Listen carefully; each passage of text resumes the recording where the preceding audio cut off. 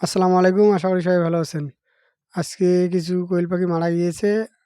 আর কি হয়েছিল যার জন্য এই কোয়েল পাখিগুলো মারা গিয়েছিল, আপনারা যদি দেখেন তাহলে আপনারাও এখান থেকে সচেতন হতে পারবেন। আর সেই সঙ্গে এখানে আমি কিছু গুরুত্বপূর্ণ কাজ করলাম, সেটা আপনাদেরকে দেখাবো। ঈদের আগের দিন অনেক পরিশ্রম করতে হলো, যেহেতু আগামীকালকে ঈদ। তো এখানকার সব কিছু আমি পরিষ্কার করে ফেললাম।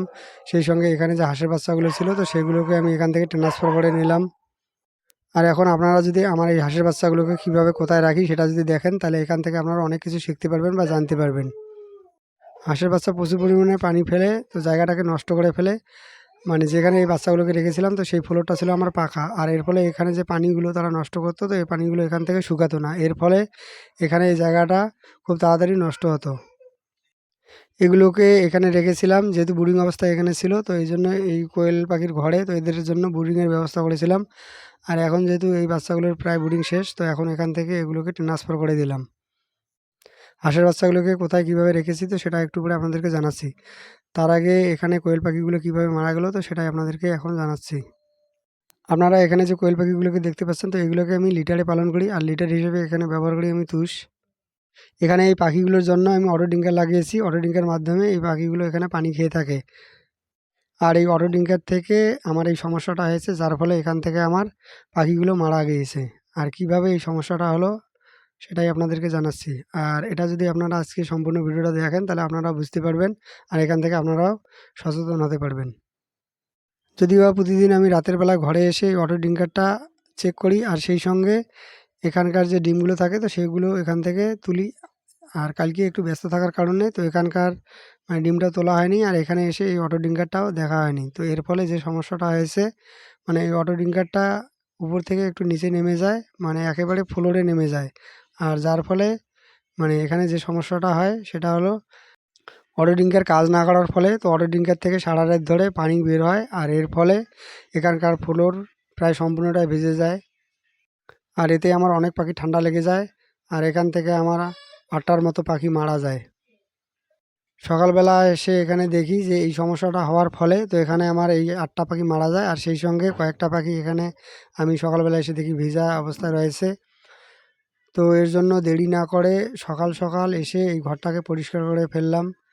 যেহেতু মানে একটা দুর্ঘটনা এখানে ঘটে গেছে, তো আর দেরি না করে এখানে খুব তাড়াতাড়ি এখানকার মানে সব কিছু পরিষ্কার করে ফেললাম। যদিও বা আগে থেকে ভেবে রেখেছিলাম যে ঈদের আগের দিন আমি আমার যত হাঁস, মুরগি, কবুতর, কোয়েল পাখি আছে, তো সবগুলোর আমি লিটারটা পরিষ্কার করে দেবো। আর সেই সঙ্গে মানে ঘরগুলো পরিষ্কার করব। তো সেই হিসাবে মানে আজকেই করতাম। তারপর যেহেতু সকাল সকাল মানে এসে দেখি এখানে একটা দুর্ঘটনা ঘটে গেছে, তাই দেরি না করে তো দ্রুত এখানকার কাজ মানে সম্পূর্ণ করার জন্য তো লেগে পড়লাম। প্রথমেই দেরি না করে দ্রুত কোয়েল পাখির ঘরটাকে পরিষ্কার করে ফেললাম। তো এরপর আমি এখানে যে হাঁসের বাচ্চাগুলো ছিল, তো এগুলো এখান থেকে ট্রান্সফার করে দেবো যেখানে আমার হাঁসগুলো আছে, তো সেখানে।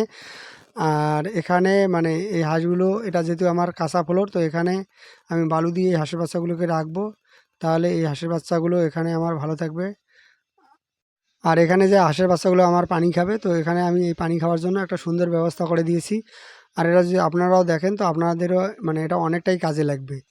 আর আমার মনে হয় যদি এভাবে আপনারা আপনাদের হাঁসের বাচ্চা মানে পালন করতে পারেন, তাহলে আপনাদেরও অনেকটাই সুবিধা হবে। মানে এর ফলে আপনাদের হাঁসের বাচ্চা এখানে ভালো থাকবে। আর সেই সঙ্গে আপনাদের ঘর মানে নষ্ট হবে না।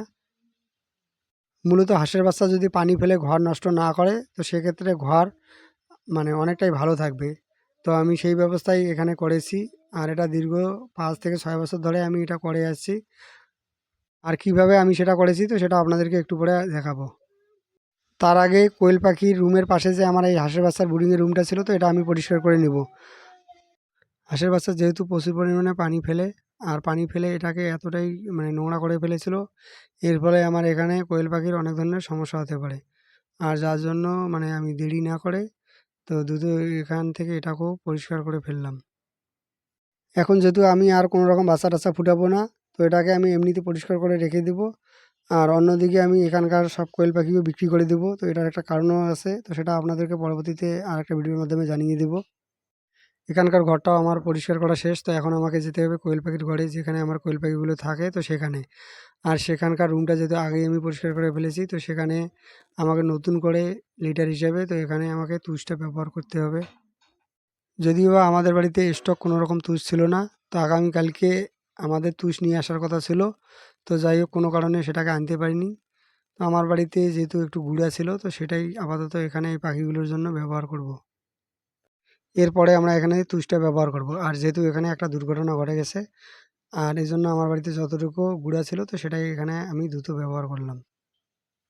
আর অন্যদিকে বিদ্যুৎ না থাকার ফলে, আর যেহেতু ট্যাঙ্কির পানি আগেই আমার রাতে শেষ হয়ে গিয়েছে, তো ম্যানুয়ালভাবে এখানে আমাকে এই পাখিগুলোর জন্য পানিটাকে ব্যবহার করতে হলো। আমাদের এদিকে বিদ্যুতের সমস্যাটা প্রায় প্রায় হয়ে থাকে। বিশেষ করে আমি যখন ইনকিউবেটর মেশিনে ডিম বসাই বা বাচ্চা ব্রুডিং অবস্থায় থাকে, তো সেই সময় এই সমস্যাটা সবথেকে বেশি হয়। আর এর জন্য এখন আর আমি কোনো রকম ডিম ফুটাবো না। তো এর জন্য এখানকার ডিঙ্কার আর এখানকার লাইট ফাইট সব কিছুকে আমি উপরে তুলে রাখলাম। আর যেহেতু কয়েকদিনের মধ্যে ঝড় বৃষ্টির সিজন আসতেছে, তো এর ফলে আরও বিদ্যুতের বেশি সমস্যা হবে। তো এজন্য এবছর আর আমি কোনো রকম ডিম ফুটাবো না।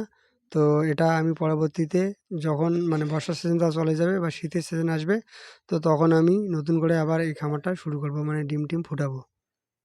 চলুন এখন আপনাদেরকে দেখাই এই হাঁসের বাচ্চাগুলোকে পানি খাওয়ার জন্য, তো এদের জন্য আমি কী ব্যবস্থা করেছি। আর আপনারা যদি এটাকে আমার মতো করে করেন, তাহলে আপনারা আপনাদের হাঁসের বাচ্চাকে সবসময় ভালো রাখতে পারবেন।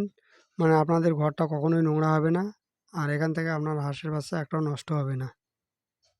এর জন্য এখানে আমি 1.5 ফুট বাই 1.5 ফুটের একটা স্কোয়ার মানে চেম্বার বানিয়েছি। আর এই চেম্বারের উপরে আমি একটা কাঠের ফ্রেম দিয়ে, সেই কাঠের ফ্রেমের উপরে আমি লাগিয়েছি মানে প্লাস্টিকের নেট। যেহেতু আমি এই চেম্বারটার উপরে নেটের ফ্রেমটা ব্যবহার করি, আর এই নেটের ফ্রেমটার নিচটা যেহেতু ফাঁকা, তো এর ফলে বাচ্চাগুলো যদি এখানে পানিটা খায়, তো পানিটা নিচে পড়ে যায়। আর এর ফলে ঘরের ভেতরে এক ফোঁটা পানি পড়ে না। তো এতে আমার মানে বাচ্চাগুলো ভালো থাকে, এদের গা ভেজে না। আর ঘরটা আমার ভালো থাকে। আর বাচ্চাগুলো এখানে আমার অনেকটা ভালো থাকে, সুস্থ থাকে। এখানে আমি 1 ফুটের মতো এই চেম্বারটাকে ডিপটা রেখেছি। আর এর উপরে আমি এই নেটটা ব্যবহার করি। আর এখানে যে মানে 1 ফুটের মতো ডিপটা করেছি, তো এর নিচে আমি ব্যবহার করেছি একটা পাইপ। মানে এখানে যে মানে অবশিষ্ট পানিগুলো নিচে পড়ে, তো এর মাধ্যমে এখান থেকে পানিগুলো বাইরে বেরিয়ে যায়। আর আপনারা যদি এভাবে এটাকে ব্যবহার করেন, তাহলে এটা অনেকটাই ভালো। আর এটাকে আমি যেহেতু আগেই বলেছি যে দীর্ঘ 5 থেকে 6 বছর, তো এভাবেই আমি এটাকে ব্যবহার করে আসতেছি। আর বাচ্চা যেহেতু মানে সবেমাত্র ব্রুডিং শেষ হয়েছে, তো এখনও এগুলোকে যদি বাইরে ছেড়ে দেই, তো হয়তো অনেক কিছু মানে এই বাচ্চাগুলোকে খেয়ে ফেলতে পারে। তো এখান থেকে আমি এই বাচ্চাগুলোকে আরও একটু বড় করে নেব। মানে যে পজিশনে এই বাচ্চাগুলো বাইরে ছেড়ে দিলে, তো এগুলোকে কোনো কিছু খেতে পারবে না। তো এমন অবস্থায় এই বাচ্চাগুলোকে আমি বাইরে ছেড়ে দেব। আর আপাতত যতদিন না মানে এরকম পর্যায়ে আসছে এই বাচ্চাগুলো, তো ততক্ষণ পর্যন্ত এই বাচ্চাগুলো এই ঘরের মধ্যে এভাবেই পানি খাবে। এতে আমার ঘরও ভালো থাকবে, বাচ্চাও ভালো থাকবে। আশা করি আজকের ভিডিওটা আপনাদের অনেকটাই ভালো লেগেছে। ভিডিওটা যদি ভালো লাগে, ভিডিওটাতে অবশ্যই একটা লাইক দিবেন। আজকে এ পর্যন্ত, দেখা হবে অন্য কোনো ভিডিওতে। ততক্ষণ পর্যন্ত ভালো থাকুন, সুস্থ থাকুন। আসসালামু আলাইকুম।